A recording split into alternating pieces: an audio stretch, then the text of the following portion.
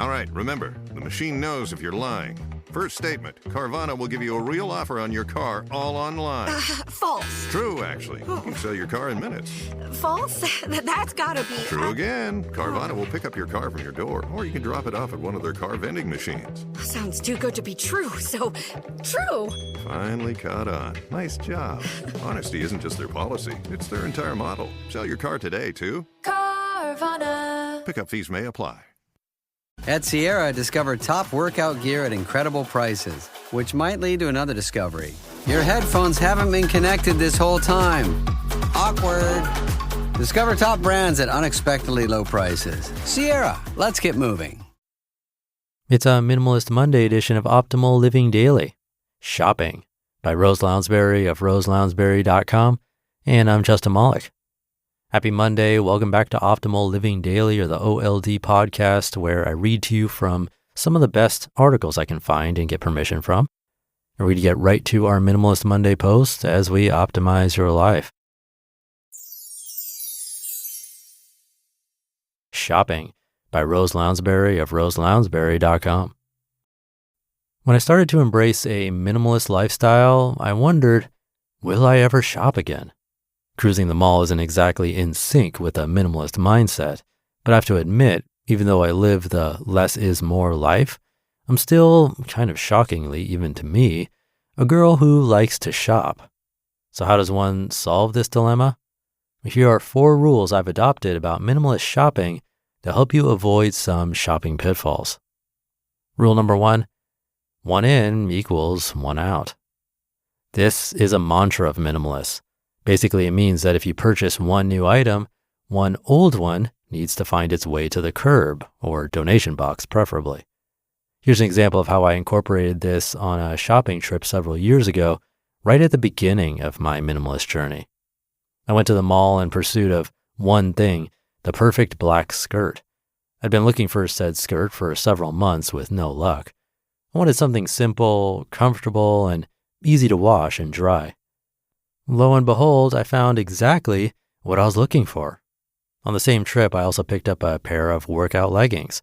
These were necessary because during a trip to the Y a few weeks prior, I'd realized that doing crunches in loose soccer shorts may have revealed a bit more than my dedicated workout attitude. Because I had brought 2 new things into my house, 2 old ones had to go. Luckily, I knew just the right candidates.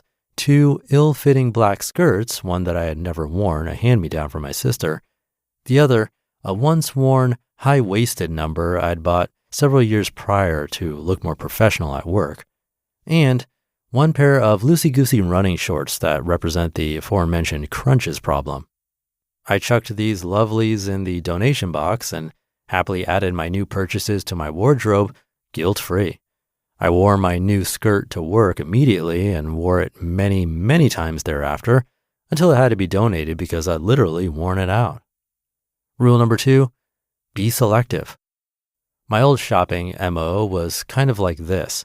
Enter store, head straight for clearance racks. Browse racks thoroughly, discovering deeply discounted items I never even knew I wanted.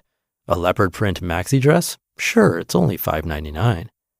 I often prided myself on finding deals, but what I really found was a lot of crap I didn't need. Now I only enter a clothing store when I have a specific purchase in mind. I avoid the clearance racks almost entirely. I'd rather pay full price for one item I actually need than half price for 15 items that'll just clutter up my closet. And I'm particular. I'd been looking for that specific black skirt for a few months and only purchased it when I knew I'd found exactly what I wanted. It was not on sale. I did not care. I happily paid full price. There's freedom in walking past the clearance racks. I always used to feel a little panicky when I saw clearance. I felt like if I didn't search through every item on the rack, I was somehow missing out on a spectacular deal. And if I missed out on a spectacular deal, I was somehow missing out on something important in life. I now know this is not true. Rule number 3, quit the dollar bin. So speaking of discount racks, I've quit another old shopping habit, the Target dollar bin. I used to feel like it was some sort of duty as a Target shopper to check out the dollar bin before heading into the rest of the store. Maybe that's why they placed this little trap right at the entrance. Now I walk by without even a glance. I've spent a lot of money at the Target dollar bin, and I can't tell you one worthwhile, treasured item in my home that was purchased there. It was just like clearance racks. I felt like I had to see if there were any deals available. The deals were never things I'd planned to buy when I went in, so they weren't really deals at all. Again, there is freedom in walking past that bin. And rule number 4, WWRD. If all else fails in your attempts to shop minimally and you find yourself facing racks of TJ Maxx clearance with a rising anxiety in your heart, I want you to ask yourself one thing. WWRD. It stands for What Would Rose Do? I can guarantee that this mantra will steer you straight. Perhaps it'll steer you straight out of that store. I also recommend thinking of WWRD when shopping online. It'll make you check yourself before clicking confirm on that online cart. I hope this post helps you shop minimally and meaningfully. I'd love to hear ideas on how you shop without creating excess in your life. Cheers to less stuff and more open spaces. You just listened to the post titled Shopping by Rose Lounsbury of roselounsbury.com. And I'll be right back with my commentary.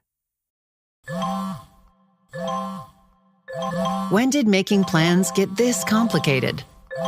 It's time to streamline with WhatsApp, the secure messaging app that brings the whole group together. Use polls to settle dinner plans. Send event invites and pin messages so no one forgets Mom's 60th. And never miss a meme or milestone. All protected with end-to-end encryption. It's time for WhatsApp. Message privately with everyone. Learn more at whatsapp.com. This episode is brought to you by State Farm. Listening to this podcast? Smart move. Being financially savvy? Smart move. Another smart move? Having State Farm help you create a competitive price when you choose to bundle home and auto. Bundling, just another way to save with the personal price plan. Like a good neighbor, State Farm is there. Prices are based on rating plans that vary by state. Coverage options are selected by the customer. Availability, amount of discounts and savings, and eligibility vary by state. Thank you to Rose. I actually didn't even know that Target had a dollar bin. Thankfully, I don't go there too often, and when I do, I usually have a specific agenda in mind because, unlike Rose, I'm not a huge fan of shopping or window shopping. And I would add that as a rule, go shopping already knowing exactly what you want. She kind of mentioned that. But I think this article is more for those that enjoy shopping, which is fair enough. And for me, I've brought it up before, I do like the one in, one out rule. You don't have to be super rigid and do this for every single purchase. That might get a bit crazy. But I think it works really well for clothing, which happens to be one of the most difficult areas for people. It's so easy to buy a new shirt or even receive a gift, and before you know it, the closet is overflowing. But if you're washing a new article of clothing, that could be the time to quickly find one from that load or from the closet and put it into a donation box. Super simple, but definitely effective. So something to try out.